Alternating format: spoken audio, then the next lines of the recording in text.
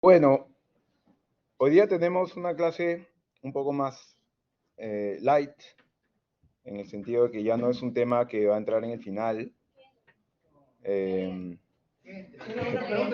Una pregunta. Así como referéndum. Ajá, así como referéndum. Bueno, no va a ser contenido obligatorio lo del final. Pero tampoco estoy diciendo que va a entrar como una pregunta opcional necesariamente. Igual voy a imprimirla.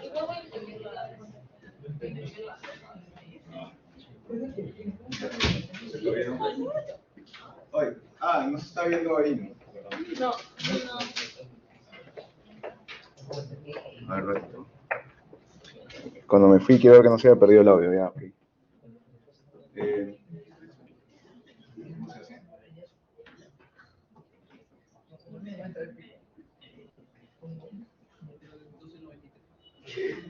Ok, vamos a hablar de bicameralidad. Ya, es un tema que la verdad a mí me parece súper interesante. Yo lo vengo estudiando hace unos cuantos años por interés personal y también por trabajo.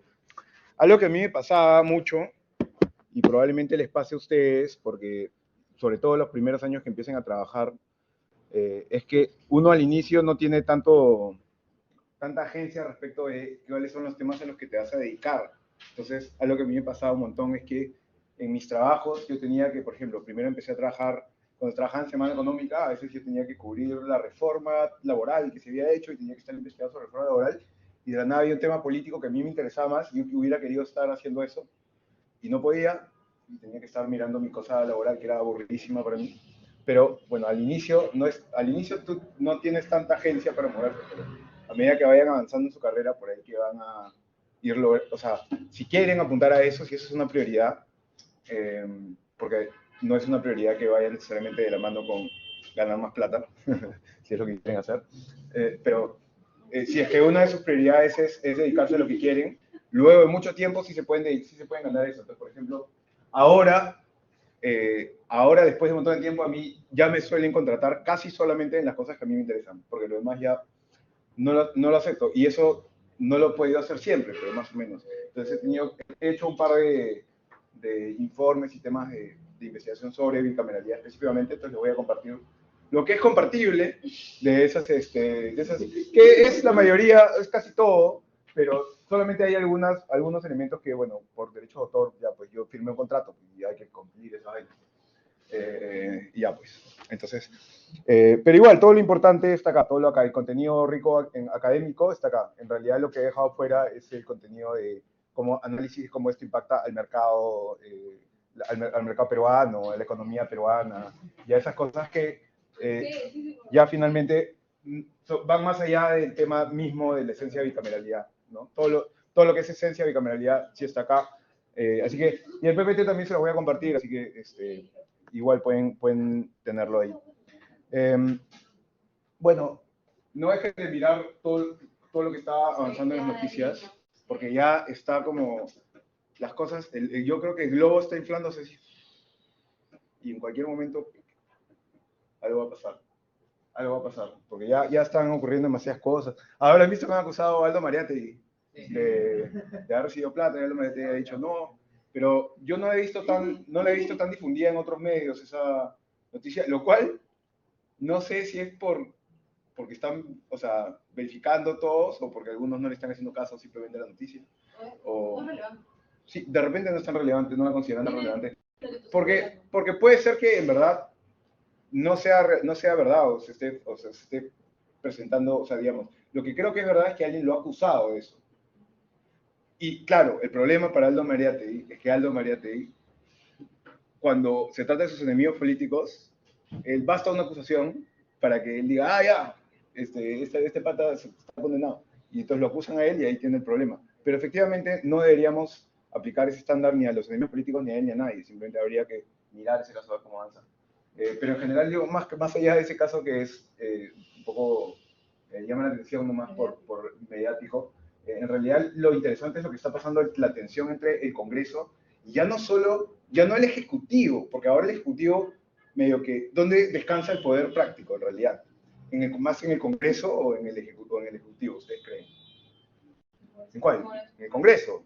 La verdad es que descansa en el Congreso, porque no puede el gobierno hacer mucho, no puede girar más allá de lo que el Congreso quiera, porque si no, bien fácil pierde las coaliciones que impiden una vacancia, porque ya hay buena parte del Congreso que quiere una vacancia.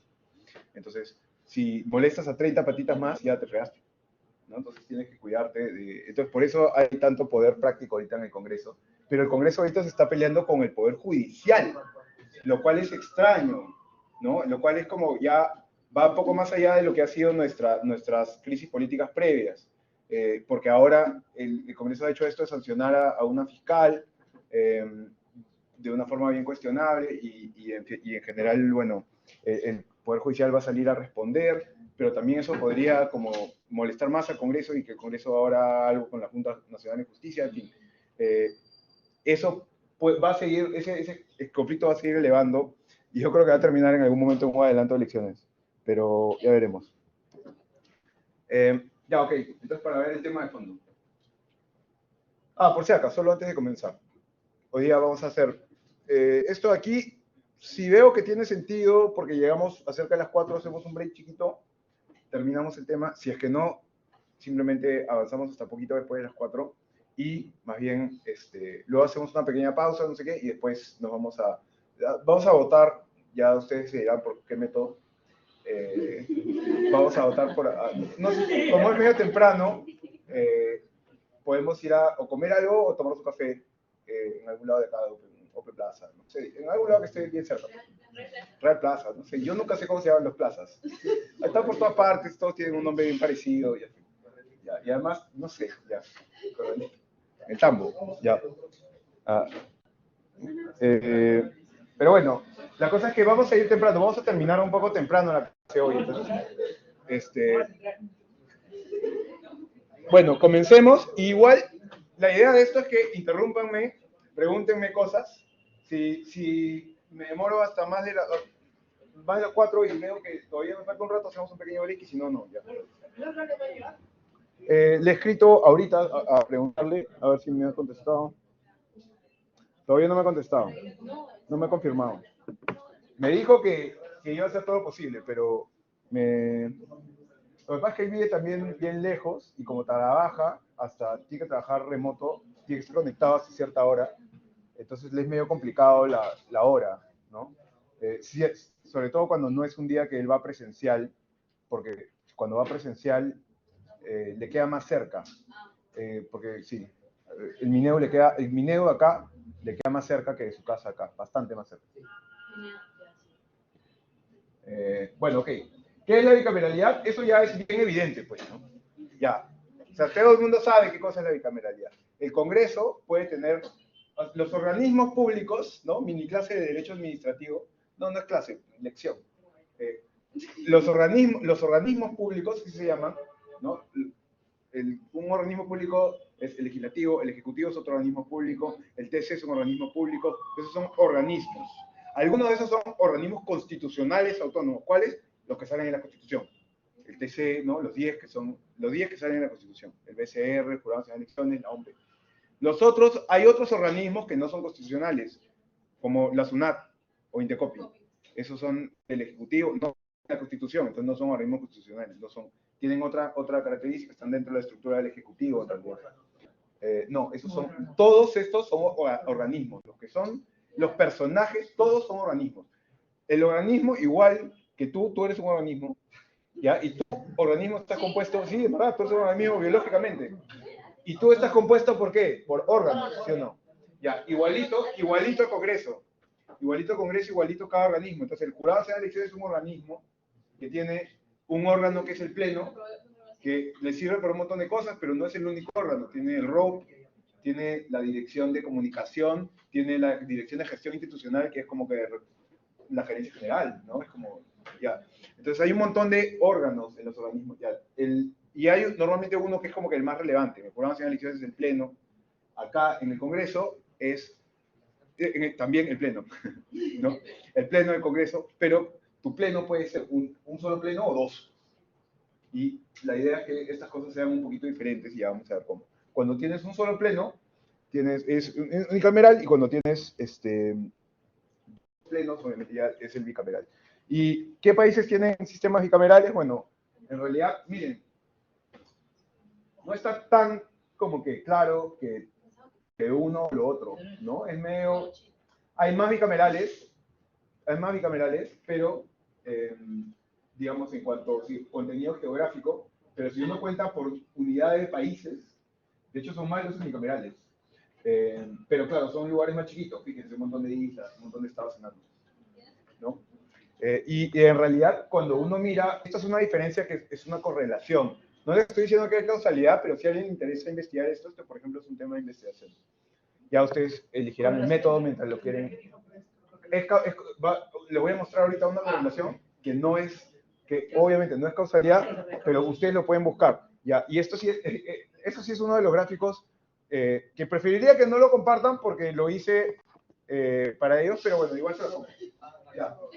Si ustedes miden los países más democráticos y que son más, o sea, los países que son los 20 países más democráticos y buscan cuáles tienen bicameralidad o cuáles tienen unicameralidad, lo que van a encontrar es que la mitad tiene bicameralidad y la otra mitad tiene unicameralidad. Entonces no hay no hay una relación, al menos en la práctica, la data no te dice que todos los países más democráticos tienen bicameralidad. Eso no es así. Pero si tú divides estos dos, como que los lugares unicamerales con los lugares que tienen bicameralidad entre los 20 países más democráticos, y lo divides y tomas en consideración cuánta gente vive en cada uno de esos países, hay una diferencia que salta a la vista. Sino que cuando hay dos cámaras, son países que tienen más gente, normalmente. Entonces, los países democráticos, los países más democráticos, que tienen más gente, normalmente más de 10 millones de personas, acá 20 millones, esos países suelen tener sistemas bicamerales. Es bien raro que los países que tienen esta característica, si tú eres bien democrático y tienes un montón de gente, unicameralidad casi no pasa. Corea del Sur y deja de contar. Acá, bueno, Taiwán, pero bueno. Taiwán porque también están, tipo, hay un montón de densidad, ¿no? En ese país. Entonces, un montón de gente sin que sea un territorio tan grande. Pero bueno, ok. Entonces, esa es una correlación. Ustedes podrían investigarla si es que les interesara, por ejemplo, ver si es que de verdad hay alguna relación entre la población y la unicameralidad, la bicameralidad, y que podría funcionar mejor en Perú. Es un tema interesante. Pero bueno, hay tipos de bicameralidad diferentes, ¿ya? ¿Y por qué? Porque la bicameralidad surge... Ustedes saben cómo surgen los parlamentos, ¿no? Más o menos, ¿qué es la idea? ¿Por qué surge el parlamento? ¿Cuándo surgió? ¿Se acuerdan? Más o menos en la historia. ¿Cuál es el proceso? ¿Qué es lo que ocurre? Sí, ahí, aunque si te das a España van a decir que es el Parlamento de León, el primero. Pero sí, en Inglaterra, por ejemplo, es un buen ejemplo de cómo es el desarrollo. ¿Se acuerdan que hay un momento en que el poder está completamente personalizado en el rey? Ya, la primera vez que, al menos en el caso de Inglaterra, eso se rompe, ¿se acuerdan? ¿Con qué? Con 1215, ¿con qué cosa? Con Juan Sin Tierra, pero ¿qué cosa firma? La Carta Magna, ¿no? Con la Carta Magna. Ya, entonces, la Carta Magna es la primera vez que un rey que tenía el poder absoluto hasta ese momento, dice, ya, ok, voy a cumplir ciertas reglas. Mi poder no es totalmente absoluto. Pero la Carta Magna no la firma para la gente, la firma para, digamos, los nobles, los varones, la gente, ¿no? Entonces era gente que tenía poder y en realidad que ellos decían, oye, ya, rey, no te pases, o sea, no nos sangres tanto con los impuestos. O sea, la gente con poder primero le puso límite al rey. Y por eso primero en Inglaterra eventualmente se firma eso, luego se avanza nomás, se crea una cámara que es la representante de esa gente con poder, que primero fue la Cámara de los Lores, ¿ya? Y entonces esa era una cámara de nobles, y entonces eso limitaba al rey, pero luego fue avanzando más el tema, y entonces se crea eventualmente una Cámara de los Comunes, en donde hay representantes ahora sí de los campesinos, de todo el resto de la gente, ¿no? Bueno, lo que pasa es que hay un momento pre-revolución industrial donde casi todos eran campesinos, en un montón de lugares del mundo, ¿no? Pero bueno, sí, la agricultura ha sido importantísima en demasiados lugares. Pero bueno, ok, la cosa es que allá entonces el Parlamento nace así, nace como poco a poco la idea de ir en un contrapeso Y por eso un parlamento, su objetivo es representar lo mejor posible a la gente. O sea, básicamente un parlamento debería ser así como una muestra aleatoria para las encuestas, ¿ya? Así como... En la lectura de Blancas decía justamente eso sobre el Parlamento, que Ajá. la figura democrática y el símbolo democrático recaen en el Congreso, en Claro. el Parlamento. Exacto, tú lo que necesitas es un parlamento que represente lo mejor posible tu población. Por eso, también, si tu parlamento se queda chiquito y tu población crece y crece y crece y crece y crece, cada vez se va haciendo más difícil que ese parlamento chiquito represente a la población. Por eso tiene que haber una relación entre el número de la gente y entre el número de congresistas y el número de y la cantidad de la población que hay. Porque si no es más difícil construir esa muestra representativa y no termina siendo realmente una muestra representativa. Y también por eso es que no tiene en realidad respaldo democrático, ni tiene mucho sentido respecto de la idea de democracia, pese a que sí tiene un sentido, o sea, sí se entiende el miedo que hay, pero no va de la mano con la idea de democracia poner límites a quienes pueden postular al Congreso. Porque hay gente que dice, deberías tener título universitario para poder postular al Congreso. Si tú haces eso, el Congreso no va a ser representativo. Tu Congreso solo va a tener gente con límite universitario y tu país no es gente con límite universitario, con título universitario 100%. Entonces lo que vas a tener es un Congreso élite, elitista, y es un Congreso de gente que no va a tener, no va a ver el mundo con las mismas prioridades que tu país de verdad. Entonces, exacto, entonces, o sea, y de repente tienen buena intención, pero simplemente hay cosas que no van a ver igual que el resto de la gente, porque no sé, son un subgrupo de la población. Es como si eligieras a cualquier, no, es como que pongas un criterio aleatorio, ¿no? O sea, imagínate o sea, como si dijeras, ya, van a ir al Congreso la gente que es más alta de 1,68, una cosa así. O sea, está representando a una parte de la gente, ¿no? O sea, y por eso incluso también hay gente que dice, que sugiere en ciencia política, búsquenlo, esto pasa. Y a mí no me parece totalmente absurdo, me parece que, mira, ¿sabes qué? Puede ser, hay gente que sugiere que la elección al Congreso debería ser un sorteo aleatorio. Y entonces así como, es como... Pero los griegos tú ibas directamente, todos los que cumplían con la condición de ser ciudadano, iban directamente. Acá sería todavía representativo, pero aleatorio. Entonces habría un sorteo y de repente a ti te toca ser congresista, entonces tu trabajo te tiene que dar permiso, así como te da permiso para ser miembro de mesa un domingo, 5 años. No, pero obviamente más complicado con el trabajo, pero digamos, podría haber, ya pensando en el mecanismo, alguna opción de que alguna gente se oponga, pero sea reemplazada por alguien con exactamente las mismas características. No sé, pero en fin, eso es una cosa que parece chistoso, pero hay gente que lo propone en ciencia política porque esa es la idea. Profe, incluso eso podría ser hasta más justo porque hay una crítica que se hace a la democracia, es el tema de que mucha gente cuando el país es muy grande solo logran postularse, digamos, los que pueden costearse los recursos. O sea, la idea de que todos pueden postular es, digamos, totalmente... En la práctica no se ejecuta, ¿no? Porque todos no tienen, digamos, el recurso o la agencia para poder... Exacto. decir, yo voy a obtener ningún cargo. O sea, y no solamente es un tema económico, ¿ah? Ponte a pensar, si tú naces en Perú y no hablas español, tienes una barrera más alta, ¿no? O sea, hay un montón de cosas para que tú logres entrar al sistema. Pero hoy en día también esa barrera cada vez menos. Es verdad, también, y eso también es una realidad a reconocer. Pero no deja de ser verdad que todavía hay alguna gente, ¿no? Y entonces, por ejemplo, esa es la idea o sea, por eso alguna gente propone como solución que hayan algunos escaños para algunas poblaciones específicas, ¿no? Que no puedan llegar así nomás. Que bueno, uno puede pensar si es una buena solución o no, pero la cosa es que trata de atacar ese problema. Y bueno, yo les digo, ¿por qué hay tipos de bicameralidad? Porque, ok, uno es este tipo de bicameralidad que se dio en el Reino Unido. Entonces tenemos una bicameralidad de Cámara de los Lores y Cámara de los Comunes, pero hay otros tipos de bicameralidad diferente, por ejemplo, cuando se da por otras razones, como en Estados Unidos. ¿Cuál es la razón de ser la bicameralidad de Estados Unidos? Que al fundar el país, ¿se acuerdan que había un pleito de federalistas contra antifederalistas? Que yo les comenté al inicio. ¿Ya? Entonces los federalistas querían que sean todos los antifederalistas no, ya, ok, una cosa que negociaron los federalistas, dijeron, ya, ok, vamos a hacer una federación de estados, pero vamos a respetar un montón la independencia de cada uno de estos estados, ¿no?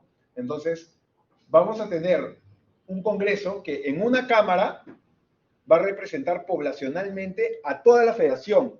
Entonces, en los estados donde haya más gente, van a haber más congresistas de esos estados. Y esa va a ser la Cámara Baja, la Cámara de los Representantes en Estados Unidos.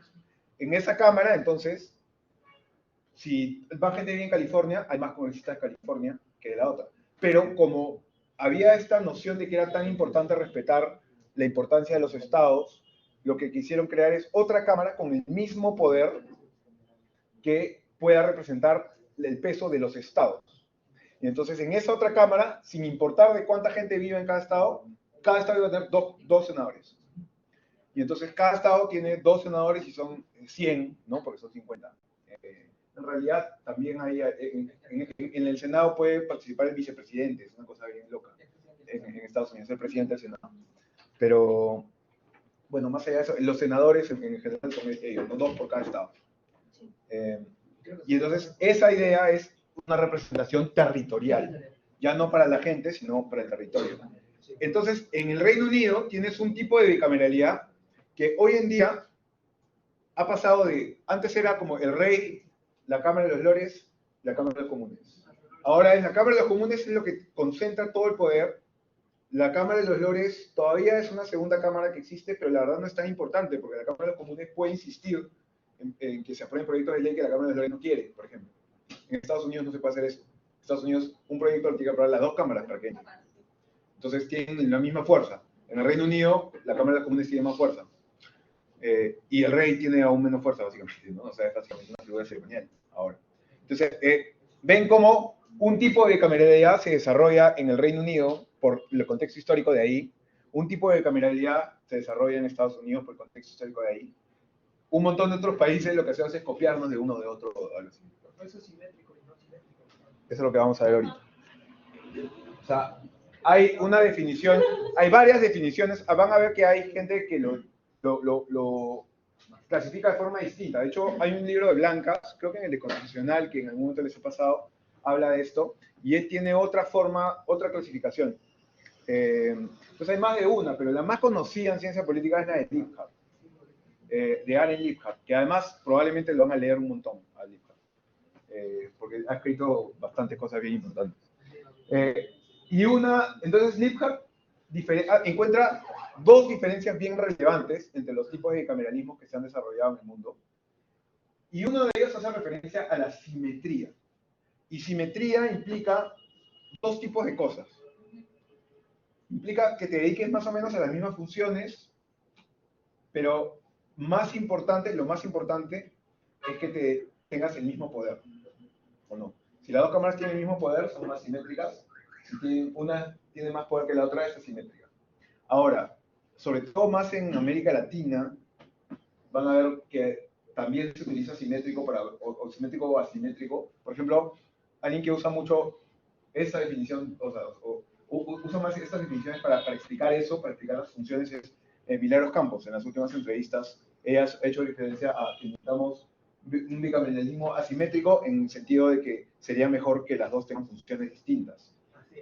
Pero no quiere decir ella, porque ya lo hemos conversado, de que crea que una cámara tiene que ser más fuerte que la otra.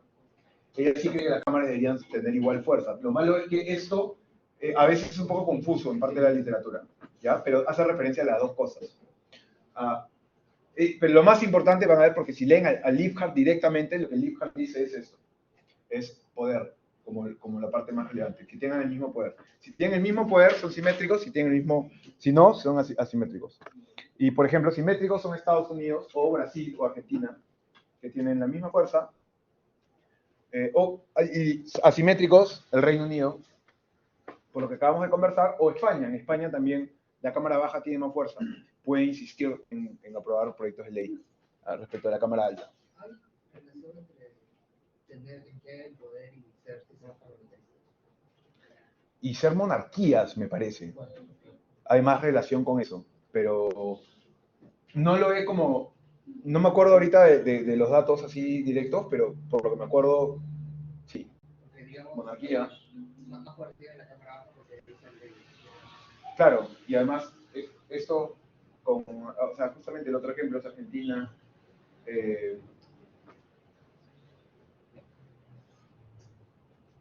Me parece que en Noruega también es así, es como asimétrico. Entonces sí, me parece que puede haber una relación con monarquía. No le había prestado atención para diferenciarlo, pero sí, probablemente tiene sentido. Tiene sentido porque, claro, porque hay este tipo de evolución, como la que les acabo de escribir del Reino Unido. Y en cambio, en el otro lado, tu objetivo es lo otro, ¿no? Claro, Brasil y Argentina tiene sentido que hayan hecho esta separación copiándose de Estados Unidos, porque ellos también hicieron estados, entonces también son federaciones. Entonces, tienes un sistema bien parecido en las federaciones también acá, ¿no? Entonces, cualquier país que tenga una federación probablemente tiene un sistema como este. La otra diferencia que hace Liphat, y esta es un poco menos confusa, es un poco menos confusa en el término, pero no sé por qué uso esta palabra, porque hay gente que lo malentiende así a primera, porque se trata de la congruencia, ¿ya? Y aunque no parezca, es mejor que sea incongruente a que sea congruente. O sea, acá lo congruente no es tan deseable, en teoría, según Liphat, ¿ya? Congruente es cuando la representación es parecida en las dos cámaras. Las mismas reglas electorales o de alguna forma que logran una representación parecida en las dos cámaras. Entonces tienes una correlación de fuerzas políticas similar, probablemente porque tienes un método electoral similar. Y eso es que es congruente en las dos cámaras. Es incongruente en las dos cámaras cuando hay formas de elección diferentes, de forma tal que la correlación de fuerzas en la segunda cámara es diferente de la primera. Entonces, normalmente, por ejemplo, si tienes representación territorial versus poblacional, es incongruente. Entonces, claro, congruentes acá, Paraguay y Uruguay. En Uruguay funciona un poco mejor que en Paraguay. Incongruentes, las federaciones también. Y no sería en la práctica, salvo tal vez por la diferencia de funciones, pero no sería en la práctica como un paro. Claro, ¿no? Que sea congruente. Sí. Sí. Y fíjense dónde les he dicho que funciona bien y cuál es una característica de estos dos países. ¿Cuánta gente tienen? Son pequeños, baja de funcionar, ¿no? Exacto. Se parece al unicameralismo, entonces tanto no es problema que sean congruentes, probablemente. ¿No? Pero bueno, va bien. Yo creo que Uruguay podría ser un unicameralismo y no le iría mal tampoco. Pero, por eso, Pero es homogénea. exacto. Entonces, pero si es que han conseguido, pero probablemente al inicio cuando fundaron no tuvieron en cuenta esa vaina, simplemente todo el mundo se copió y casi todos éramos unicamerales, ¿no? Nosotros somos los raros que bueno, ¿y quiénes son nosotros? Ecuador, Venezuela, no son los mejores ejemplos, ¿no? Tampoco ya. Porque claro, Ecuador también lo hizo con Correa, o sea, autoritario. Bueno, pero la pregunta es, ¿hay alguna forma de bicameralismo que es mejor que las demás? Sí, exacto, depende de lo que quieras. Tú necesitas que tu parlamento represente bien. Y lo que decía Liphat sí es que hay bicameralismos más fuertes o menos fuertes. Tú probablemente necesitas una combinación de o más fuerte o menos fuerte según tu sistema. Pero si quieres un sistema, si tienes un sistema que requiera de más control desde el legislativo, por cómo está compuesto el resto de tu ordenamiento, probablemente querrías que sea más fuerte. Y se hace esta diferencia entre los bicameralismos simétricos e incongruentes, o sea, que tienen las dos cámaras la misma fuerza, pero representación diferente, es un bicameralismo más fuerte. Y así se va yendo hacia abajo, semifuerte cuando es simétrico y congruente, o asimétrico e incongruente. Y asimétrico y congruente sería la combinación para que sea un bicameralismo débil, o sea, uno pie parecido al bicameralismo. Lógicamente, más débil que eso sería un unicameralismo. El unicameralismo básicamente le debilita la importancia del legislativo en el juego político. Entonces, que no les sorprenda que cuando el fujimorismo impulsó el bicameralismo en el 93, ¿qué creen que quería hacer con el Congreso? Evidentemente era debilitarlo, ¿no? Entonces tampoco fue que la razón por la que adoptamos bicameralismo en un momento fue porque la teoría lo decía y había evidencia de no. O sea, fue una propuesta política de ese momento, sustentada entre que por las puras tener tantos, ¿no? Básicamente, es una creencia. Sí, ahí David. Si justo usted dice que esto se plantea como para fortalecer a los parlamentos, ¿es conveniente entonces en Perú que se fortalezca más la figura del parlamento? Vamos a ver eso, pero yo creo que sí, porque justamente creo que parte del problema de nuestro parlamento es que es institucionalmente muy débil, y entonces cuando es institucionalmente muy débil, es más importante quién es la persona que está ahí, porque va a tener más espacio para hacer lo que le da. Entonces, a eso se refiere, cuando una institución es débil, entonces regresamos al polo opuesto de la institucionalidad, que es el personalismo. Entonces, por eso yo sí creo que habría que pensar en eso. Sí, ¿Cómo se explica que del 93 al 2016 el fujimorismo haya votado por el unicameralismo? Y mágicamente, desde el 2018, con claro, la comisión nuestra, hasta la actualidad, sea en favor de la bicameralismo? La verdad, yo no... Mira, la reelección puede haber sido parte del tema. Si eres conspiranoico, puedes asegurar que esa es tu verdad. A mí no me gusta creer que hay una sola razón para las cosas. Por ejemplo, hay gente como... Los fujimoristas tienen a ciertos constitucionalistas y abogados como referentes. Por ejemplo, a Domingo García de la Hunde o a Ernesto Blume. Pero tanto Domingo García de la Hunde como Ernesto Blume son gente que siempre ha estado a favor del bicameralismo. Entonces, por ejemplo, de repente esa ha sido una razón, pero de repente sí les han hecho caso a algunos de los constitucionalistas con los que ellos suelen coincidir más, y eso puede ser otra razón, y por ahí han ocurrido otras cosas más que nosotros no sabemos. Hay un libro bien interesante, si quieren ver, que justamente ha estado reviviendo en Twitter en estos días, sobre el fujimorismo entre 2015 y 2020, y el comercio, y no sé qué, que lo escribió Andrés Calderón, que se llama Política de Prensa.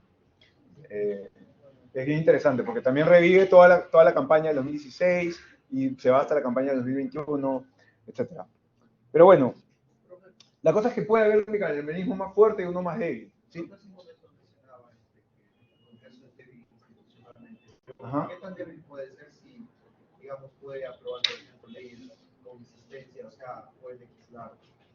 Porque esa es una característica de una institución débil. Porque si fuera una institución fuerte, cumpliría la regla. O sea, débil. Débil en el sentido de que... o sea, tú estás pensando en la fortaleza en la persona que está tomando la decisión, pero no de la institución. Es como un aparato que no te funciona bien. Porque el aparato debería aprobarte buenas leyes. No puede limitar a los que entran. Un congreso que es institucionalmente fuerte es como una impresora que imprime bien, que hace su trabajo bien, que te saque. Si tu impresora, no importa por qué razón empieza a imprimir mal, es débil. O sea, tu aparato es débil, no te funciona. Exacto. Entonces, porque depende demasiado de repente de los aparatos que están ahí, ¿no? Está mal. Entonces, la fortaleza institucional es eso, es que ya no dependamos del personalismo. Sí, porque, digamos, te dan de fuerte a débil, pero hay dos combinaciones que pueden ser mejores. Bueno, pero más allá de si alguna forma de bicameralidad es mejor, el bicameralismo puede ser mejor que el unicameralismo, o sea, una cosa es objetivamente mejor que la otra. Ya hemos visto que si miramos la comparación de digamos, los países democráticos versus otros, no necesariamente, ¿no? Porque miren, hay varios países bien democráticos que tienen, varios países bien democráticos que son unicamerales. Costa Rica, Dinamarca, Grecia, Luxemburgo, Nueva Zelanda, Portugal, ¿no? En cambio, lo que sí podemos, bueno, y también hay ventajas y desventajas que hemos visto. Por ejemplo, acá hay Idea Internacional, que tiene este informe, lo pueden encontrar en internet si quieren, explica un poco el tema. Ventajas del bicameralismo, mira, tú me habías pedido, ya como que te diga los riesgos o desventajas del bicameralismo. Las ventajas son, bueno, que las dos cámaras pueden representar a los gobiernos, o sea, puede haber una representación mayor, tienes más opciones para representar de formas distintas, actuar como, hay una segunda cámara que puede actuar como una revisora, un órgano experto, también hay un segundo control democrático de las decisiones que toma la Cámara Baja, y se representan los intereses socioeconómicos y minorías etnoculturales, hay más espacio para hacerlo.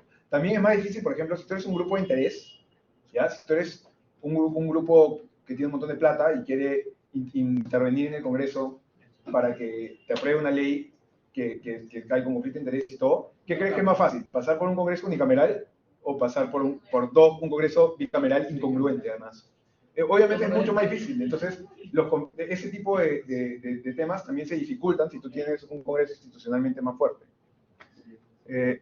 Y miren, como yo no creo que la bicameralidad sea mala idea, vamos a ver un toque, una argumentación.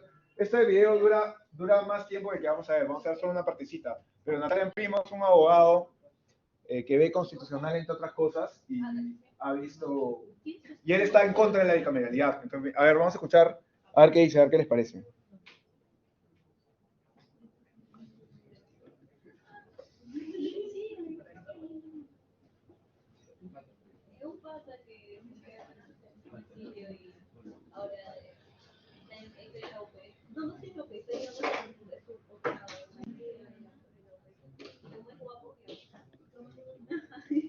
Un placer. A ver, vamos directo al punto. ¿Usted está de acuerdo, está en contra de volver a la bicameralidad? Sí, estoy en contra de volver a la bicameralidad porque eso no garantiza mejores leyes, porque la reflexión no depende de cuántas cámaras hay, sino depende de las personas que intervienen.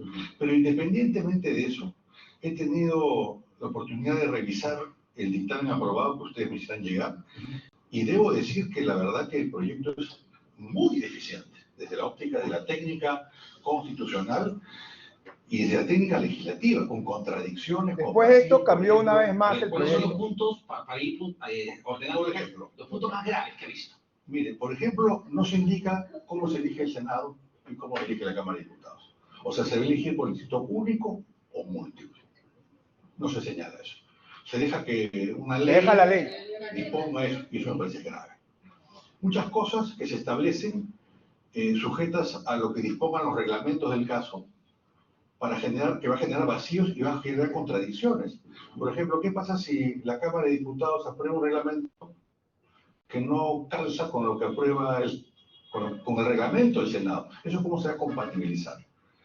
Por ejemplo, establecer, tú decías que iban a haber 60 senadores y 130 diputados. Ese punto me parece importante porque de lo que leí decía un mínimo, es una palabra que se usa, de 130. Entonces uno dice, ¿cómo que mínimo? No, ¿Puede haber más? por supuesto. Y además dejan la puerta abierta porque dicen número que puede ser incrementado mediante ley orgánica en relación al incremento poblacional. Yo pregunto, ¿cuál es la proporción? ¿Cuál es el incremento? ¿Pasa qué? O sea, esto es un engaño, muchachos. Por otro lado, se establece que No se para ser pusieron de senador, acuerdo. usted debe contar como mínimo con 5 años de experiencia profesional en el sector público o privado, o haber ejercido un cargo popular. Y se olvida que la democracia es el régimen de la libertad y la igualdad. O sea que según este proyecto, hay peruanos de primera y peruanos de segunda, ¿no? O sea, los peruanos que no han tenido un desempeño en un cargo público por 5 años o que no tienen una actividad profesional, no pueden ser senadores. A mí eso me parece inaceptable en un régimen democrático. La base de la democracia es la igualdad y la libertad. ¿Cómo, le pregunto sobre ese punto, cómo funcionan los senados en otros países? ¿Quiénes son senadores? Si también es abierto, si también se ponen requisitos, ¿cómo ha funcionado? En primer lugar, los senados en general están en crisis en el mundo, salvo los países federales, que sirven para justamente compensar la mayoría que pueda tener un determinado estado. Por ejemplo, en Estados Unidos, ¿no? ¿Cómo se hizo la Confederación Americana? Como Te dice, si no tienes federación, ¿para qué? Tenían un alto nivel de población y que en consecuencia iban a ser representados mayoritariamente en la Cámara Baja, en la Cámara de Representantes, y que podían pasar por encima de estados pequeños. La forma de garantizarles a ellos un equilibrio es que cada estado colocaba 2 senadores. Y de esa manera se compensaba lo que podía existir en el desbalance, digamos, numérico en la Cámara Baja. Pero el Perú es un país federal, es un país unitario. Mire lo siguiente, Omar, la Constitución del Perú fortalece la descentralización. Evidentemente, la descentralización ha fracasado en el Perú, y a mí me extraña que el Congreso, en vez de abocarse a eso, a ver cómo se reorienta la descentralización, no ha hecho nada de eso en particular. Y en el capítulo de la descentralización, la Constitución le da a los gobiernos locales y regionales la facultad de dar normas con rango de ley, igual que el Congreso, en los temas de su competencia. Porque se quiere que los temas locales pasen a ser resueltos no por el Congreso, sino por las instancias subnacionales. Bueno, ahí lo voy a dejar para no extenderlo. Fíjense que esto es una entrevista más larga, pero cuando quieran encontrar argumentos o sea, a favor o en contra, busquen a alguien que sea especialista en el tema y que explique un porqué. ¿Ya? A veces es difícil encontrar, también fue difícil encontrar porque casi todos están a favor de la bicameralidad ahorita. Pero Natán el Primo es un abogado que es conocido y entonces hay que escuchar. Si en alguna vez escuchan a él o a cualquier otro abogado que su argumento les parece cualquier cosa, ya. Pero si a mí me parece que estoy diciendo algo razonable acá, que es que, bueno, en verdad, ok, tiene sentido en los lugares que son federaciones, pero si no, ¿para qué quieres, para qué necesitas los dos tipos de representaciones distintos y de repente puedes igual tener alguna forma, o sea, puedes lograr de repente tener una misma representación en una sola cámara? Y bueno, también están esos otros riesgos que dice que decía Idea, ¿no? La posibilidad de que, o sea, te vas a demorar más en aprobar proyectos de ley, a veces importantes, a veces necesitas salir de una crisis o aprobar algo muy rápido y te podrías demorar mucho si es que tienes que pasar por un proceso así. No sé, la verdad, mira, a mí no me convence este argumento, pero yo probablemente tengo un sesgo porque ya estoy a favor de esto hace tiempo, ¿no? Entonces lo he venido investigando hace un montón de tiempo, entonces ustedes fíjense qué les convence más, búsquenlo a él o a otra gente que esté a favor de esto para escuchar más argumentos a favor. ¿Usted diría que es realmente democrático eso último que dijo? O sea, lo del Senado. Me parece que exageró un poquito, porque en el Senado creo que sí se pueden pedir requisitos adicionales, pero sí me parece que no debería ser necesariamente algo como 5 años de experiencia profesional de tal. De repente podrías tener alguna edad, es una de esas cosas que siempre hay, ¿no? Entonces, Senado, tú le pides 25 a los congresistas, 35 al Senado o 45 a veces. Y ese 45 ya tiene, y a veces, pues, y además también lo que busca eso es, la representación etaria también es distinta. O sea, la gente de 40 años tiene también, en general, ese grupo tiene una visión de las cosas diferente a la gente más de 20 y tantos. Entonces es como, te aseguras de que hay un tipo de representación incongruente si separas por edad, y edad no es un criterio que sea discriminatorio. También podrías tener de repente algo de grado académico en un país en el que no haya muchas diferencias de grado académico en todas partes, pero si tienes enormes diferencias de grado académico, entonces de repente eso no es el mejor criterio para tu país en particular, ¿no? Sí, Profesor, he notado que en el unicameralismo se exacerba el conflicto entre el legislativo y el ejecutivo en caso de no obtenga la mayoría, y también es más fácil destituir a presidentes, como fue el caso de Perú en 2016-2021. Claro. Porque, por ejemplo, en un sistema bicameral, donde se aplicó cerca de 2 oportunidades el impeachment, Chile con Sebastián Piñera, Estados Unidos con Donald Trump, sí se llegó a la Cámara de Senadores, pero fue más excesivo, lo dejaron como un informe precedente que ahora lo están usando, pero no concluyó su mandato. Sí, es verdad.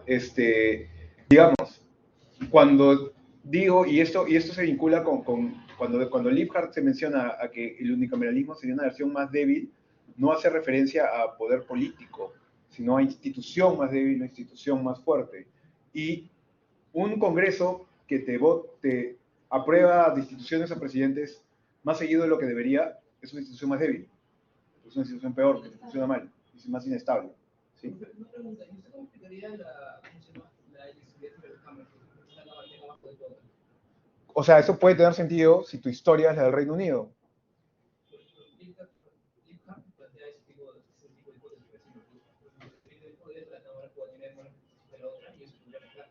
Claro, pero lo que te digo es, a ver, no sé si estoy respondiendo bien tu pregunta, si la entendí bien, pero, o sea, puede funcionar en un país en el que tu historia, por ejemplo, es la historia del Reino Unido, entonces tienes todavía una monarquía, y entonces tiene sentido que una cámara sea más fuerte que la otra porque esa es la cámara que representa a la gente, y la otra es más bien que representa a una parte de la gente. Entonces, la cámara que es más representativa es la cámara más fuerte. Entonces ahí tiene más sentido que tengas que tengas ese tipo de cameralismo y no sea un problema. Pero si no tienes esa historia en particular, ¿para qué tendrías una cosa así? En Estados Unidos tiene mucho más sentido obligar a que los dos tengan la misma fuerza, porque así los criterios de población y territorio se cuidan mejor, ¿no? No sé si te respondí, ¿sí? O... Sí, muy bien. No, para ti esto. ¿Sí o no? Ah, ya, bacán. Bueno, si nosotros buscamos, y esto es lo que ustedes siempre deben hacer, yo espero que esto también pase en sus otros cursos y en el resto de su carrera, pero si no pasara, porque conmigo no pasó cuando yo estudié en Derecho, pero no sé cómo será en Ciencia Política en general. O sea, mis profesores no citaban evidencias, sino más, ¿no? Digamos, o papers de otras cosas. Ahora creo que se hace un poco más, pero esto siempre es lo que ustedes tienen que buscar, ¿ya? ¿Qué dice la gente que ha investigado el tema? ¿No? Entonces, te preguntas, ¿ya funciona mejor el bicameralismo que el unicameralismo siempre?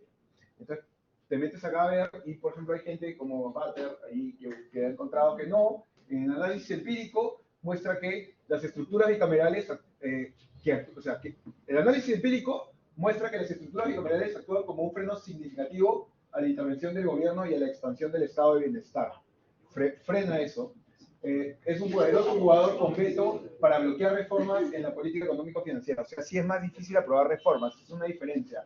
Pero, ninguna de las ventajas que la teoría política clásica atribuye a las segundas cámaras ha sido realmente confirmada. No se presenta una barrera para el dominio ejecutivo, ni se promueve la estabilidad dentro de los sistemas políticos, ni se mejora la calidad de la democracia o el desempeño económico. Además, por una razón random, no sabemos por qué, se reduce significativamente el éxito electoral de las mujeres. ¿Por qué? No entienden, pero es uno de los resultados que les salen en una de sus regresiones. Claro, pero bueno, ese es un paper que pueden revisar, por ejemplo. Sí. Y eso distorsiona un poco, pero lo que hacen este tipo de estudios es que miran un montón de países, pues un montón de años. Entonces han apoyado todos los miembros de la OCDE. Entonces tienes un grupo, y esto es política comparada. Ya, este otro estudio, por ejemplo, que acá lo publicaron en el Oxford Handbook of Political Economy, encuentra que en este ensayo hemos considerado una serie de argumentos a favor de... Esto es una cosa que lo explora más teóricamente, con teoría de juegos. Se han considerado los argumentos en favor del bicameralismo como el principio organizativo de las legislaturas modernas, cuando se ve a través de herramientas del análisis legislativo contemporáneo, como modelos informativos, negociación multilateral y espacial, estos son juegos, el argumento a favor del bicameralismo parece menos que abrumador. Incluso en modelos donde el bicameralismo podría tener efecto, encontramos que las condiciones necesarias para tal efecto son empíricamente raras. O sea, ¿qué te están diciendo? Que el bicameralismo por sí solo, solito, como único ingrediente, no te suele cambiar las cosas, normalmente. Tienes que tener alguna razón para pensar que en tu país, cuando lo hagas, sí te va a cambiar las cosas. Pero no es que es mágicamente algo que te va a lograr que las cosas mejoren por su cuenta. Y además, esta es una investigación que hizo un pata Rogers en el 2002, y él analizó como que los bicameralismos versus unicameralismos en los estados de Estados Unidos, y hizo ese tipo de comparación. Y lo bacán de eso es que las poblaciones son bien parecidas. Entonces puedes comparar estados que son bien parecidos y que son bien parecidos en todo lo demás, solo que uno es unicameral y otro bicameral. Entonces, eso es lo ideal que tú quieres cuando estás comparando países o estados. Y por eso es bacán hacer comparaciones en Estados Unidos, porque puedes hacer eso. Y no puedes hacer eso sino más con... en América Latina te sirve, a veces tiene que ser control sintético para crearte un país parecido. Pero bueno, entonces acá Rogers, ¿qué encontró? Por ejemplo, haciendo ese análisis, cuando ambas cámaras bicamerales son consideradas tanto creadoras como vetadoras de legislación, o sea, cuando tienen iniciativa legislativa las dos cámaras, es posible que la legislatura bicameral realmente produzca más legislación en relación que una legislatura unicameral para la misma jurisdicción. Entonces, de hecho, en Pensilvania y Vermont, los dos estados que posiblemente brindaron mejores condiciones para un experimento natural, las legislaturas bicamerales de los estados en realidad produjeron más legislación a niveles estadísticamente significativos que las legislaturas unicamerales. Entonces, una de las cosas que tú, por ejemplo, sueles buscar con el unicameralismo, con el bicameralismo, es aprobar menos y mejores leyes. Pero si cometes el error, como hizo el Congreso, no en este último proyecto, pero sí, ¿se acuerdan que el año pasado se aprobó un proyecto también en primera votación? Ya, ese proyecto de primera votación del año pasado, felizmente lo corrigieron para esta vez, aunque igual no lo aprobaron. Ese proyecto del año pasado le daba iniciativa legislativa a las dos cámaras. Entonces, hubieras tenido, al menos según la investigación de Reuters, hubieras tenido un Congreso bicameral, pero que te producía la misma cantidad de leyes. Entonces, bueno, claro, tiene sentido que sea así, ¿no? Pero bueno, entonces el bicameralismo no es que sea objetivamente mejor que el unicameralismo. No hay evidencia que sugiera eso, a pesar de que a muchos nos gustaría. Es muy difícil que el bicameralismo por sí solo vaya a lograr grandes mejoras para una democracia débil. Tampoco es que haya evidencia sobre eso. En realidad, ¿qué es lo que sí podría cambiar la cosa? Si tú piensas un bicameralismo específicamente en tu caso concreto y analizas y ves cuáles son los problemas que yo tengo en mi democracia, y entonces a mí me sirve más usar qué tipo de bicameralismo, cuál de todos, cuál encaja mejor, cuáles son mis objetivos, cuáles son las otras cosas que yo estoy aprobando, ¿no? Lo que siempre hemos hecho hasta ahora es aprobar las cosas solitas, por su cuenta, ¿no? Cuando Vizcarra intentó hacer en teoría esta vaina de la reforma política, pero luego al final lo que mandó a referéndum no fue eso, o sea, fue una vaina que a él se le ocurrió, la no reelección, que no se propuso la Comisión de Reforma Política, y un par de otras cosas una cosa que sí le propuso la reforma política fue bicameralidad, que tampoco se aprobó, bueno, la Junta General de Justicia, que eso yo sí creo que fue positivo, pero te vino carne con hueso.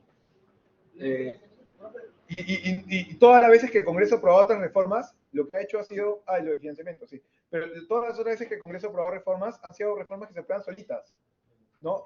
Y sin investigar mucho, sin hacerle caso a nada también, por ejemplo, esto de la no reelección, a un día se le ocurrió a un candidato, pum, ya a un congresista, ¿no? Se ocurrió como gran idea, ok, pum, no reelección de alcaldes, que fue lo que se aprobó en 2015, una cosa así. Y también fue una pésima idea. Vamos a seguir conversando un ratito de qué problemas enfrenta específicamente el Perú y podrían ser resueltos por el bicameralismo, pero como son 4:10, ¿por qué no seguimos a las 4:15? Hagamos una breve pausa, seguimos 4:15 si quieren salir. Igual vamos a acabar un poco más temprano de las 5. Ya, y 16 comenzamos, 16. A las 16:16. Si es que alguien quiere hacer una pausa. El proyecto de ley que ahora está, digamos, ya reconsiderado, ¿es simétrico? Es simétrico, pero no queda del todo claro qué tan congruente e incongruente es, porque la forma de elección se deja con eso. Parece ser incongruente en parte, o sea, apunta a ser incongruente, pero no se detalla de todo. Por ejemplo, algo que hizo cuando la Comisión Tuesta presentó sus propuestas, presentó proyectos de reforma constitucional y proyectos de reforma de ley. Estaba claro todo lo que proponía, era un paquete de cosas. Acá solo quieren aprobar la reforma constitucional y la ley la hemos puesto. Entonces ni siquiera saben si al Senado le vas a elegir por voto proporcional o por voto cómodo. No se sabe. Sí, pero claro, pero no se especifican varias cosas de la forma de elección.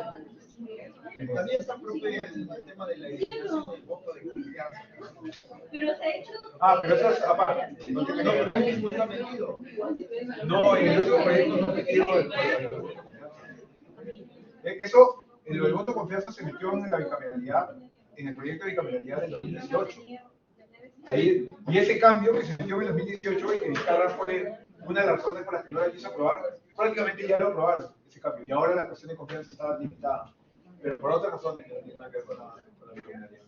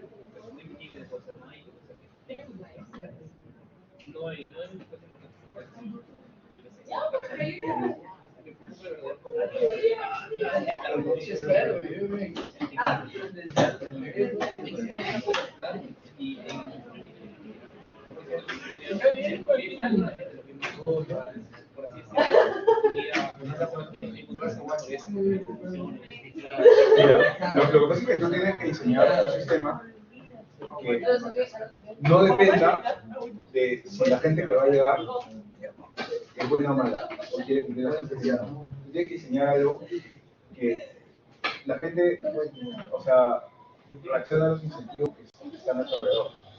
Tienes que diseñar un sistema que obligue a los turistas, por ejemplo, a liberar más de lo que liberan hoy. O que obligue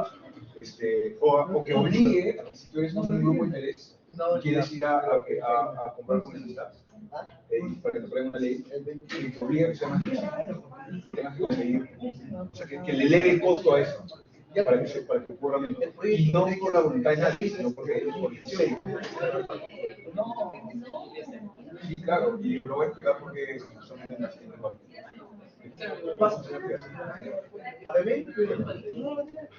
Estoy queriendo leer. Ya mejor. Sí, hoy día sí. ¿Por qué? Porque o sea, hoy día tenemos esto de acá, ¿no? ¿Por qué? ¿Por qué? Ajá.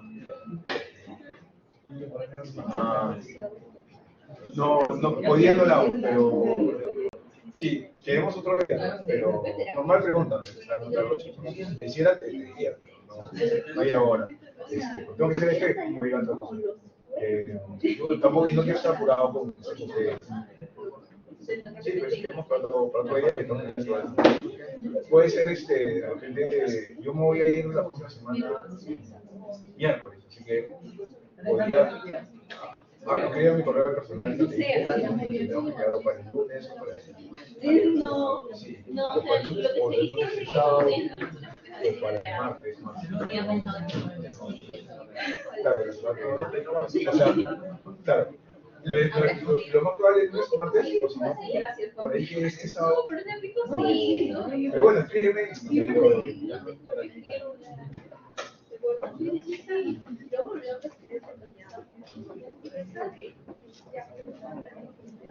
Eso que me preguntaste de los porque, bueno, pero está considerada, no te la han cambiado problemas de correo. Entonces, yo he dicho, no, pero he pedido que te descuenten dos, así, para que te veas por otro medio. Para que no te fallen problemas. Pero igual si es que se demora, avísanos para insistir. ¿Ya? Tendría que corregir, pero simplemente nada, te decía que pero no te hacía que hacía difícil encontrar un favor de la comunidad. Porque todos los que estaban a favor antes, ya no están a favor. Entonces es como que, escucha, ahora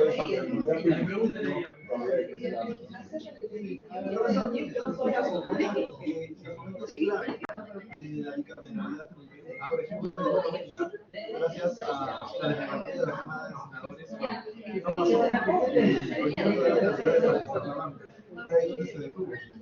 pero muchos dicen no, pero ya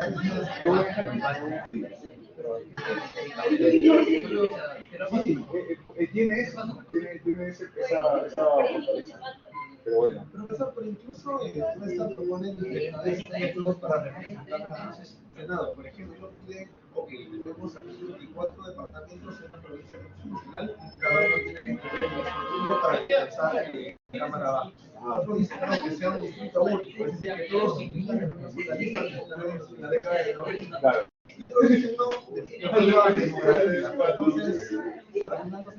No hay claridad de que uno sea mejor, y eso todavía no hay consenso. Si bien hay consenso respecto de que si sea mejor, no hay consenso respecto de que. Porque, por ejemplo, en caso de que seamos democracia, estamos en un escenario en donde los distritos poblados o las zonas urbanas tengan una gran representación y aquellos departamentos como Madre de Dios que son los presidentes de Sí, es verdad. Hay que tomar en consideración eso. Uy, se me está acabando la batería. Ya, vamos a seguir entonces. Vamos a seguir conversando un ratito de cuáles son entonces los problemas específicos que tiene el Perú y que podrían ser atendidos por la bicameralidad. Oye, vale, pero voy a responder a tu pregunta. ¿Te estás yendo? Mejor compra, mejor, o sea, normal, pero justo me habías hecho una pregunta y si no me vas a volver a hacer la pregunta. Sí, a veces Hey Siri entiende que cuando hablo la estoy llamando. Pero después me vas a volver a hacer la pregunta. Nada. No fastidies. Claro. No, sí. Más bien, yo normalmente no te diría, o sea, todo el mundo puede salir a comprar si quiere, pero tú estás haciéndome una pregunta. Entonces ya, ok. ¿Qué problemas enfrenta específicamente el Perú? Hay estos de acá. Y estos son problemas que sí pueden ser atacados específicamente con la bicameralidad. Y lo que conversábamos hace un ratito justamente con Brian es que lo que tú necesitas es, a veces, claro, ¿cuáles son las objeciones normalmente a la bicameralidad? O las dudas. Es pensar, no, pero son más gente, ¿para qué? Si va a ser lo mismo, se van a comportar de la misma forma. No se comportan de la misma forma. La gente se comporta según los incentivos que te rodean. Entonces, tú no es que tienes que diseñar un sistema que vaya a funcionar mejor si los congresistas que son elegidos quieren. Tú tienes que hacer un sistema que obligue a que quien sea elegido tenga que actuar de la forma que tú quieres, que no le quede otra salida, o que quiera, que esté en su interés individual o sea, actuar de la forma que tú quieres. Es porque tú tienes que pensar que los políticos, y esta es la mirada de Public Choice que yo les he contado, que los políticos no es que tú entres al sector público a trabajar y de la nada, te sale una aureola, ¿no? Y ahora ya tú priorizas el bien común, ya nunca vas a entrar en un conflicto de interés. No, tenemos que presumir que la gente que va a entrar a trabajar al Estado, que va a ser político, tienes que presumir que si le das espacio para que rompan las reglas, lo van a hacer. Entonces tienes que diseñar un sistema de reglas que les impida hacer eso, o que más bien los incentive a comportarse de la forma que tú quieres, que premie el buen comportamiento. Una de las cosas que premia el buen comportamiento, por ejemplo, es la reelección. Y una de las cosas, el incentivo más grande para los congresistas en todo el mundo es ser reelecto. Por eso cuando tú no puedes ser reelecto, ya para qué, no me importa. Apruebo todo lo que quiero porque ¿cuándo me van a poder castigar? Los incentivos importan en el comportamiento de la gente. No, aparte está el pensamiento de que, claro, yo para que voy a hacer algo a largo plazo, si después de todo, si lo que yo hago se le atribuye a otro mandatario, él va a terminar con toda la atribución y yo no. Claro. Y es un tema de personalismo, entonces, eso. Sí. Es una cosa de que no estamos pensando en instituciones, sino en personas. Y eso es un signo de una democracia inmadura. ¿Ibas a decir algo más? Sí, no, creo que eso, ahorita lo mencionaba Buchanan o Audrey. ¿De qué? Que le hagan a Buchanan. No, sí, sobre el rol de los políticos y los votantes. Entonces sería violando eso, porque los políticos quieren alcanzar el poder es reelegirse. Exacto. Entonces, eso en la no reelección viola. Claro, y nosotros tenemos no reelección para todos los cargos. No se puede reelegir el presidente, salvo. Y lo único que puede ser peor que no reelección del presidente es que sí se puede reelegir, pero no inmediatamente. Y esa es la regla que tenemos. Y tampoco tenemos reelección de alcaldes, ¿y qué tal nuestros alcaldes? Ya. No tenemos reelección de congresistas tampoco, o sea, tenemos la peor combinación de todo. Pero, ok, ¿qué problemas entonces se enfrenta específicamente el Perú? Mala calidad legislativa. ¿Cómo tenemos mala calidad legislativa? Entre otras cosas, y esto no es lo único, pero entre otras cosas porque nos deliberamos mal. O sea, ustedes saben que cuando se eliminó la bicameralidad, que te obligaba a discutir un proyecto en 2 cámaras, lo que dijeron fue, ya, ok, va a aprobarse en una sola cámara, pero toda ley se tiene que aprobar 2 veces.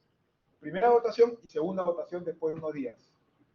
Pero lo que ocurre en la práctica es que el Congreso exonera de segunda votación a casi todas las leyes.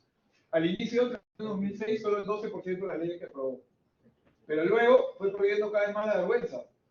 Y entre el 2006 y el 11, 89% fueron dispensadas en la votación. 2011-2016, 84%. 2016-2019, 80%.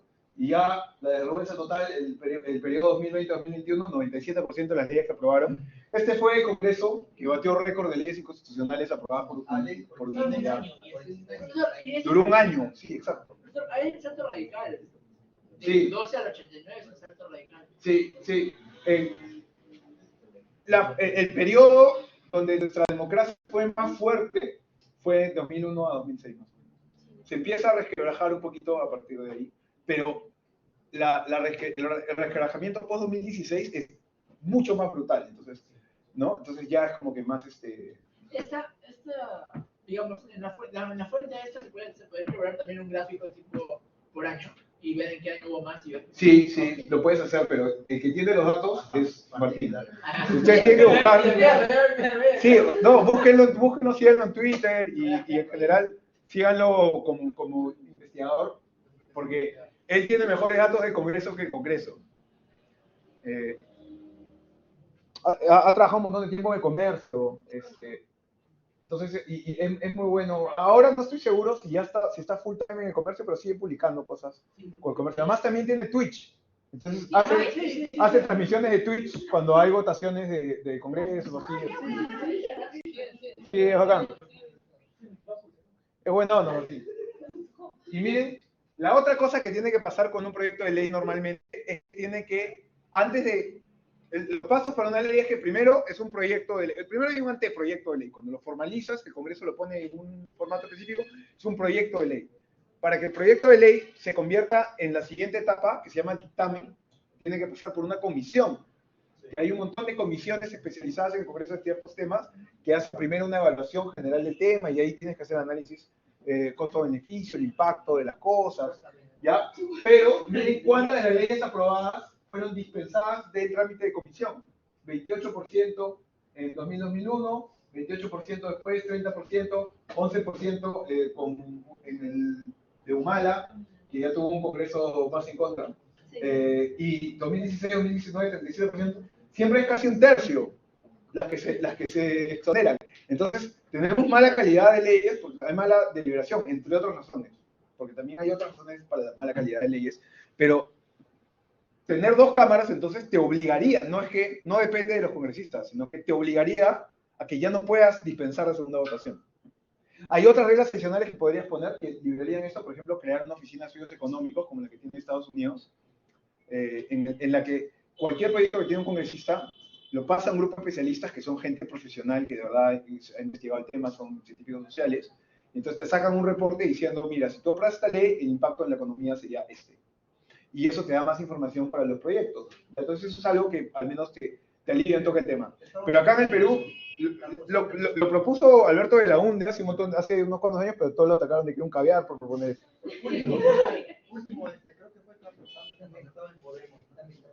También probablemente. Carlos Anderson es más una figura, yo no sé por qué se unió con Podemos, en verdad no creo que haya sido una buena idea.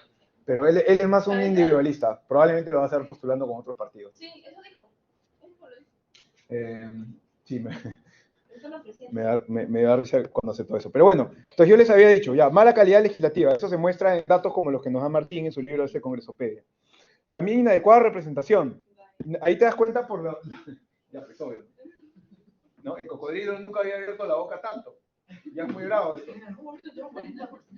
Fíjense que cuando el Congreso Fujimorista, esto va de septiembre de 2016 a noviembre de 2020, Congreso Fujimorista tenía un promedio de aprobación de 60 y tantos % de desaprobación. Ahora, todo este año ha estado por encima del 80. Son bastantes puntos porcentuales más, o sea, y además no es lo mismo tener... Hay gente que te dice, sí, el Congreso siempre ha tenido desaprobación. Ya, pero una cosa es que tu Congreso tenga desaprobación en un contexto de que la gente cree que el país está progresando, y otro en que estás en crisis económica y política y horrible y todo se está yendo al hoyo. Y además, el Congreso no te representa. Ahí ese es otro problema más fuerte, diferente. Que si tienes un Congreso acá que no está tan bien aprobado. Pero al menos la gente siente que el Perú está progresando. Ya, bueno, no me importa tanto. Otra forma, además, otra cosa, sí, acá se me había saltado. Esta diapositiva le había haber puesto un par antes, pero las sesiones de madrugada es otra cosa que te muestra la mala calidad legislativa. Es otro de los temas de mala calidad legislativa. Pero bueno, entonces lo que tenemos es un Congreso que no hace que la gente se sienta, hay muy poca gente que se sienta realmente representada por el Congreso. Entonces es un Congreso, es una impresora malograda, una cosa que no te funciona bien. No te funciona tu Congreso, tú tratas de arrancar y no prende. No funciona, entonces no te representa bien a la gente porque es muy poco popular.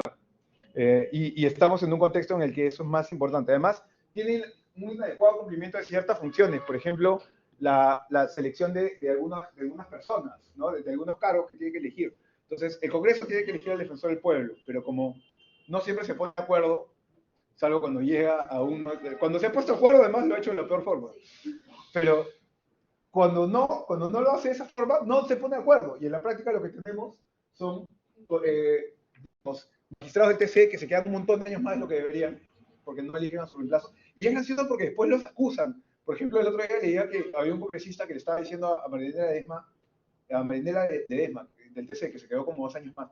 Tú que te entornillaste en el cargo, oye, no elegían a su reemplazo. ¿Qué querías? ¿Que se vaya? ¿Que nos iba a dejarse un magistrado menos? Te entornillaste en el cargo. ¿Cómo le decís te entornilló? Bueno, y ellos son defensores del pueblo, fueron interinos. Claro, ella ya la acaban de reemplazar, ¿no? Por el serronista. Pero acá Eduardo Vega se quedó 5 años, o sea, cumplió el periodo completo como interino. Y antes de él también hubo un tal Albán, que le pasó lo mismo. Sí. Un tal Albán. Bueno, hay además también muy pocos congresistas acá. Y eso lo mides por lo que yo les decía, que tiene que haber una relación. ¿Cuántos congresistas habían en Perú en el momento que se elimina la bicameralidad? ¿Se acuerdan? 240. Claro. 180. Eran más congresistas que los que tenemos ahorita. Más o menos no sé, hace como que 100 años teníamos más o menos la misma cantidad de congresistas que ahorita. Pero la cantidad de población, ¿cuánto ha cambiado en esos 100 años? Mucho más de que se ha duplicado, triplicado o cuadruplicado. Somos muchísimos más. Entonces, es mucho más complicado que tu Congreso logre ser representativo si tiene tan poquita gente. Y además, no es que hay un estándar aleatorio, sino que ya uno de los estándares que más se usa en ciencia política para esta cosa se llama la regla de raíz cúbica, que les había contado hace un tiempo, que esta es la raíz. Si sacas la raíz cúbica, esta es la curva que te sale, ¿no? Entonces, si estás por encima de la curva, tienes muchos congresistas, si estás por debajo, tienes muy poquitos. Y el Perú estaría más o menos acá. O sea, tienen muy poquititos para la población que tiene. Tiene una población muy grande no cumple con esta regla. Entonces deberíamos tener más o menos 300. Sí, Estados Unidos también. Pero es que Estados Unidos ya pues tiene una cantidad brutal de población, ¿no? Y acá, bueno, no está contando a India ni a China. Pero bueno. Sí, suma los dos. Entonces, estos son algunos problemas que yo creo que... Por eso yo creo que la bicameralidad funcionaría bien. Aquí va tu pregunta, pues. O sea, por eso, en el Perú, yo soy a favor de la bicameralidad, no porque crea que la bicameralidad es objetivamente mejor, sino porque hay razones que me dan a pensar que esto, como parte de un cambio general del sistema, me puede servir como herramienta. Ojo, tendría que probar otras cosas. Por ejemplo, crear una comisión económica en el Congreso, con gente que pueda hacer estas revisiones. Eso también sería otro elemento más que te sumaría a mejorar la calidad legislativa. Y tendrías que sumar un montón de cosas. O sea, tendrías que hacer una reforma que gire varias tuercas en el mismo sentido, ¿no? Aprobarlo así solito es bien difícil que te cambie las cosas. Bueno, entonces, ¿qué modelo de bicameralidad puede responder específicamente a estos problemas? Yo diría, creo, uno simétrico incongruente, que, por ejemplo, ¿cómo puede arreglar la representación, una bicameralidad, si tú logras, uno de los problemas más fuertes que tenemos también acá, vinculado con la representación, es el centralismo? Que hay mucha gente que siente que Lima está sobre representada. Bueno, entonces de repente en la Cámara del Senado puedes tener alguna composición que le dé más importancia a las regiones. De repente, no necesariamente que sea 100% solo territorial como en una federación, pero puedes tener un sistema mixto como tiene, no me acuerdo si era México o Colombia, alguno de esos dos tenía México, ¿no? Que tenía el Senado mitad por distrito, o una parte por distrito único nacional y una parte por estado. ¿No? O sea, no tiene que ser mitad, puede ser 60-40, no sé, tengo que mirar qué es lo que puede funcionar mejor, y esa es la discusión que hay que tener. Yo les decía que hay una discusión, no, casi que no hay discusión, está más o menos claro que la mayoría de gente que investiga estos temas está de acuerdo con la bicameralidad versus unicameralidad. Entonces casi que hay un consenso de que Perú debería adoptar la bicameralidad. Lo que no hay un consenso es qué tipo de bicameralidad. ¿Ya? Y eso, por ejemplo, ni el propio Congreso se ha puesto de acuerdo.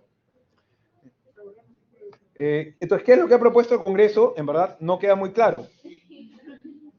Si tú miras esto de acá, por ejemplo, este es el proyecto que discutieron la última vez. El Senado está conformado por un número mínimo de 60 senadores, un número mínimo, ya. ¿Y cuánto es el máximo? ¿Cuánto cambia? ¿Cuál es el conforme? Elegido por un periodo de 5 años, ya. ¿En un periodo de 5 años cuándo es esa elección? ¿En qué momento? De repente no me lo tienes que decir en la Constitución, porque la Constitución no tiene que decir todas las reglas. Está muy bien que algunas cosas estén en la Constitución, pero si tú me vas a proponer un diseño de bicameralidad, entonces también propone tu proyecto de ley para saber cuál es la bicameralidad que me estás proponiendo. Pero eso no hay proyecto de ley. Porque, no sé, les dio flojera.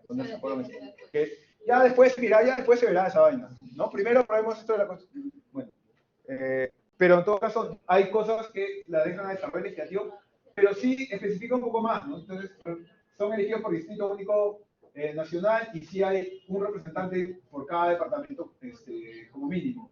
Pero no sabes en realidad cuántos específicamente, no estás seguro de la forma, no sabes si van a ser elegidos por representación proporcional, si van a ser elegidos por mayoría simple, va a haber segunda vuelta, como en Francia, que hay segunda vuelta para elegir a los congresistas. No sabes en realidad. Bueno, otra cosa, por ejemplo, o sea, acá, para ser elegido senador se requiere ser peruano de nacimiento, haber cumplido 45 años al momento, o haber sido congresista o diputado. Ya, o sea, esta vaina, ¿usted cómo creen que la va a sentir la gente? O sea, ¿cuál es el mensaje que creen que da, ¿no? Entonces, cuando tú piensas en tu contexto, también deberías pensar en si tú quieres aprobar algo para mejorar tu democracia, o sea, no pinches el globo, pues, no trates de reventar, o sea, es que si se dan cuenta, lo que está detrás de ese problema, del problema no preocuparse por la legitimidad, es que hay un concepto de democracia que tienen muchos políticos en el Perú, que es una democracia que es como que las reglas que yo me pongo de acuerdo en el Congreso, y luego esas reglas las impongo en la realidad. Y si no, quien no le hace caso a esas reglas, está incumpliendo, entonces es su culpa y él, su castigo, de sanción. No, así no es. Esa es la forma como nos organizamos en la Edad Media. Tú hacías un dogma y no sé qué, todo hacia abajo. Para que te funcione la democracia, tiene que haber legitimidad de abajo hacia arriba también. Entonces sí, tiene que haber legitimidad de arriba hacia abajo, tiene que cumplirse con un proceso formal, y si no se cumple con esa legalidad formal, no tienes efectivamente la legitimidad de origen o la legitimidad legal, pero la legitimidad política, la de abajo hacia arriba, también importa. Tú necesitarías que la gente se sienta parte del juego, ¿no? Que quiera seguir jugando el juego de la democracia, porque si no es como el ejemplo que siempre pongo, de jugar un juego de mesa, pues puede ser Monopoly o cualquier otro, pero si tú estás jugando un juego de mesa, te pones de acuerdo en jugar esas reglas. Pero si mucha gente cree que tú estás haciendo trampa todo el rato, tú eres el banco y cree que tú estás haciendo trampa siendo el banco, entonces te van a patear el tablero en algún momento. Y si te pasa eso con la democracia, te pasa lo de Sri Lanka, o te pasa lo de la Revolución Francesa, o te pasa lo de Chile 2019, o te pasa lo que siempre ha pasado en todas las veces en la historia, cuando la gente se harta mucho de no sentirse representado parte de la democracia, ¿no? Entonces, si tú quieres hacer una reforma para mejorar la democracia, tienes que tener cuidado con estas cosas, al menos creo yo. No tienen que estar de acuerdo conmigo, pero...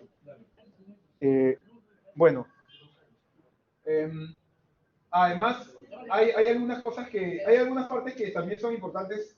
Hay importante recalcar que algunas de las críticas no necesariamente están tan fundadas. Por ejemplo, una crítica que a mí me parece que no tiene tanto sentido es decir esto: quieren cambiar 50 artículos de la Constitución, entonces básicamente quieren aprobar una nueva Constitución. No, no es así. ¿Ya? Hay un montón de artículos que se cambian esta vaina. Tienes que cambiar esto. ¿Ya? Entonces, eso no significa que esos proyectos sean buenos o malos, es un análisis bien flojo. en realidad tú tendrías que cuestionar un cambio de un artículo por una razón de ser, porque ese cambio afectaría algo. Por ejemplo, el proyecto del año pasado estaban poniendo acá el tema de meter en el artículo 99 a los miembros del Jurado Nacional de Elecciones y de la OMPE. ¿Qué tiene que ver esa vaina con la bicameralidad? Nada, pero igual lo querían aprobar como parte de ella. Y eso es un cuestionamiento de fondo a un artículo específico por un tema. Pero decir, no, son muchos artículos. Además, no sé si ustedes saben, no sé si lo vieron cuando vieron porfa, traten de no ver su celular porque es distractor, súper distractor. Bueno, pero no sé si saben ustedes, porque no sé si lo vieron en análisis constitucional, pero hay una diferencia entre reforma total y reforma parcial de la Constitución. Ya, y que tú cambies un montón de artículos no significa que sea reforma total. Puedes cambiar 90 artículos y de repente importa exacto que sea algo esencial para que ahí es que estás haciendo una nueva Constitución, en teoría, ¿no? Que, o sea, estás haciendo lo mismo que una nueva Constitución, que es una reforma total. Es básicamente lo mismo, pero eso es un proceso que ya está constitucionalizado. Pero esto sería así una reforma total, ¿cierto? Yo creo que no, pero hay constitucionalistas que te dicen que sí.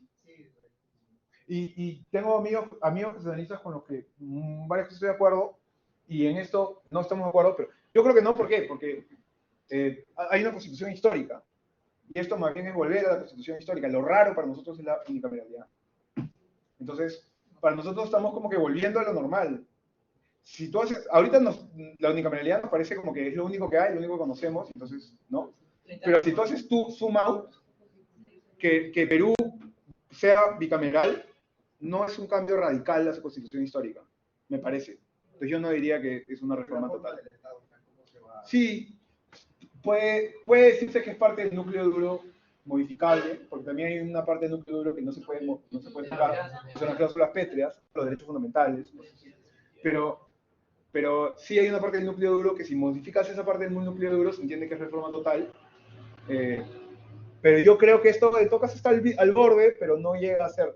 Pero me parece que esa es una discusión que, bueno, es interesante académicamente, pero más allá del lado académico, no deberíamos centrarnos en eso, sino más en los efectos, creo, ¿no? Miren, algo que me parece positivo del proyecto es que sí le da atribuciones diferentes al Senado y a la Cámara de Diputados. Y esto, ¿por qué funcionaría mejor? Porque hoy uno de los problemas que impide que el Congreso elija a las autoridades que tiene que elegir es que como están todo el tiempo tratando lo urgente y los proyectos de ley, no le dan nunca prioridad, o es difícil que le den prioridad a algo como esto. Tienen que darse muchas circunstancias para que le puedan dar prioridad a eso. Entonces, si tú tienes un Senado que no puede proponer proyectos de ley, sino que solo es Cámara Revisora, entonces se puede concentrar en las cosas que no son del día a día, como esto. Entonces, es más posible, creo yo, hay menos riesgo de que tengas autoridades no elegidas durante mucho tiempo, porque esta Cámara ya se puede dedicar a eso y a algunas otras cosas más. Y la Cámara de Diputados, bueno, es la que aprueba ley, esa parte es positiva. Y también hay algunas cosas que igual esta ley está aprobando, que no como que... Sí, no, de repente a esto te referías. Ya, pero esto no es el artículo tanto de la cuestión de confianza, aunque eso dice, es el artículo de la investidura. Pero ahorita voy a explicar la diferencia. Pero esto es algo que igual, por ejemplo, esta es una objeción a un artículo puntual, porque este artículo del proyecto lo que está haciendo es una cosa que no tiene nada que ver con la bicameralidad, que es eliminar la investidura. ¿Se acuerdan? No me acuerdo si lo dije el lunes, el ejemplo ese del manto que tiene que poner el Congreso a un gobierno para que pueda operar. ¿Sí? ¿Se acuerdan? O sea que la idea que nosotros nos hemos copiado de los parlamentarismos es que en nuestro presidencialismo, para que el gobierno, que es el presidente pero con su gabinete, para que el gabinete pueda funcionar y tenga legitimidad legal, ¿no? En nuestro caso, o sea, legitimidad formal, es como que el Congreso le tiene que poner un manto de confianza a ese gabinete, ¿ya? Y ese manto de confianza se lo tiene que poner obligatoriamente en los 30 primeros días que asume el gabinete, y eso se llama voto de investidura, el voto en el momento que te ponen el manto. Después, aparte, ese manto te lo pueden quitar por iniciativa del Congreso si te censura, o por iniciativa del Ejecutivo, si el Ejecutivo plantea una cuestión de confianza y se la rechaza. Entonces son las dos formas que puedes perder el manto. Y solo se está eliminando la investidura. El otro tema ya lo lograron cambiar como les dio la gana. Pero si quitas uno, quitas el otro. Pero además, para mí eso no tiene mucho sentido porque ¿a qué apunta esto? Lo que dicen es, no, sobra, ¿para qué? Por las puras. Pero, y entonces, si no hay investidura, ¿por qué todavía hay cuestión de confianza? Eso es lo que me olvidé. No. O sea, se dan cuenta que no entienden el fondo de las cosas, simplemente están como que, básicamente están haciendo lo que les parece, mira, esto acá, no, sí, la investidura es una soncera. Si la idea de investigar una soncera se vuelve rumor, entonces ya todo va bacán. Y también hay una cosa medio que el Congreso, no sé si lo han hecho a propósito, puede ser, pero esta parte que dice que la implementación de las cámaras, la implementación de las cámaras se van a hacer sin que se sobrepase el 6% del presupuesto de la República, entonces dicen que, claro, esto va a limitar a que el Congreso no pueda. Yo no sé, ¿para qué pondrías esto en la Constitución? Me parece una cosa que no tiene sentido con una Constitución. Pero, además, lo peligroso de esto es que, si leen el artículo 32, ¿qué tipo de proyectos no pueden ser aprobados por referéndum? Los que tienen que ver con presupuestos, entre otras cosas. O sea, hay algunas cosas de derechos fundamentales no pueden ser por referéndum, pero normas tributarias o que afecten el presupuesto, pues se pueden aprobar por referéndum. Entonces, esto no se podría aprobar por referéndum, en principio. Ahora, igual, quien decide si el tema va a ir o no a referéndum en la práctica va a ser el Congreso. Que muy bien probablemente no va a ir, porque no entienden este problema, que es el problema de la legitimidad, ¿no?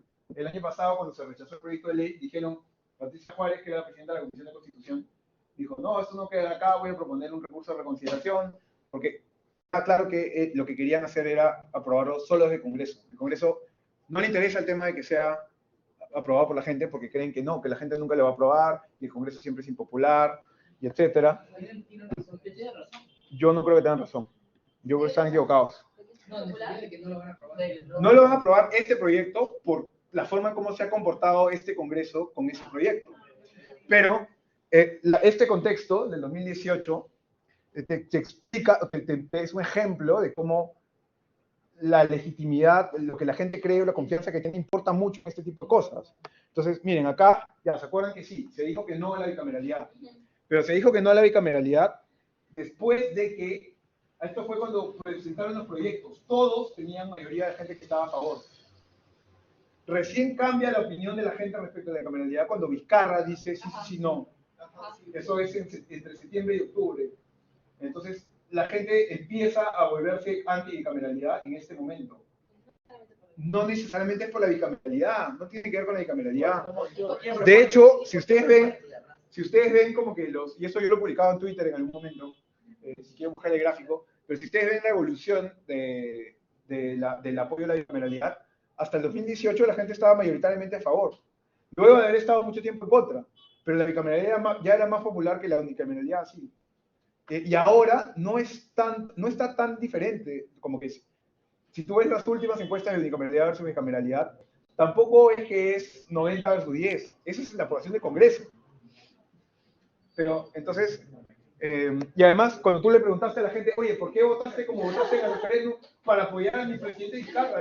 O para expresar mi rechazo a publicistas. Estas fueron las dos razones más importantes. Entonces no votaron por el fondo, no fue un rechazo a la bicameralidad.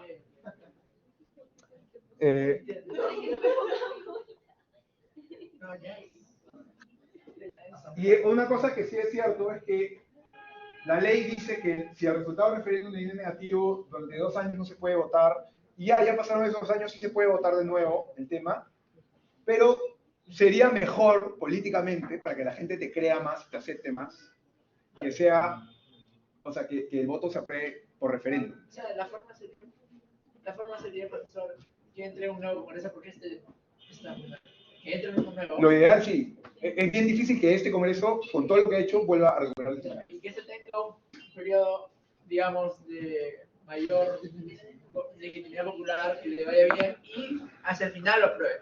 ¿Sabes cuándo los congresos siempre tienen legitimidad? Apenas entran. Exacto. O sea que si Tiene que entrar al Congreso y aprobar una reforma política como primera cosa.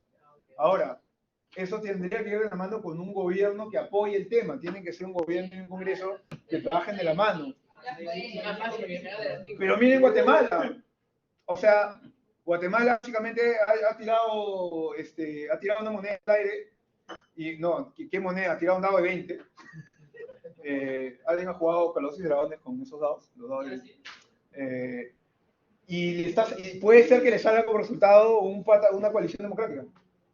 Pese a la gran recomendación, porque como puede ser que aleatoriamente te sale un pata hasta las patas, de repente también te sale uno que no está malo. Entonces, no sabemos en realidad qué va a pasar. Por eso la gente pide el adelanto de elecciones, porque que este mismo Congreso siga aprobando cosas, probablemente va a ser bien difícil que esas cosas tengan legitimidad. Pero bueno, ya, eso es todo. No sé si ustedes se pueden formar su propia idea del tema, pero lo más importante es que tengan como que razones de fondo para creer que una cosa es mejor que la otra, ¿no? Bueno, hasta acá llegamos, entonces. Ya se acabó el curso. Como les dije, ha sido un ciclo bien bonito. Así que muchas gracias.